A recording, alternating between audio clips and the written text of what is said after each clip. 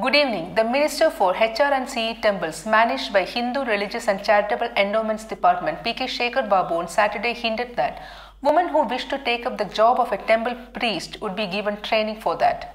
The minister said in response to a woman reporter after holding detailed discussions with senior officials of the HR and CE department from across the state. Shekhar Babu had earlier said that the old caste Archaka scheme would soon be implemented in HR and CE temples in the state.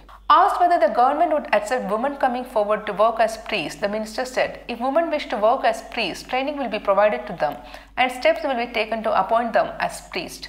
This will be done after getting the approval of the chief minister. There has been a long-term debate on female priests in Hindu temples. Social reformers have been advocating it to establish gender equality in the job of priests too.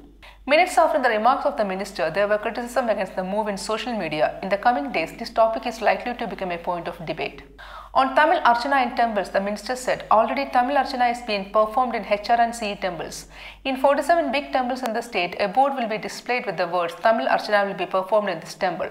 Also, training will be given to the priests in the performing Archana in Tamil.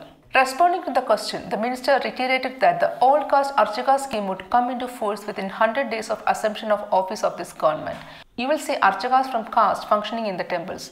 The minister said recently the Madras High Court has given 75 recommendations to temple which included preventing idol theft, maintenance of ancient temples, etc. and they were discussed during the meeting. Already the government started implementing a few of them while other recommendations would be enforced in due course. Answering a question regarding the appointment of a new GR in Srirangan temple, the minister said the procedure followed for the appointment of a new GR so far will be followed in the present case too. The chief minister has advised that as far as religious matters are concerned, the sentiments of any section of the people should not get hurt. We have discussed various plans to be implemented for the temples and its administration.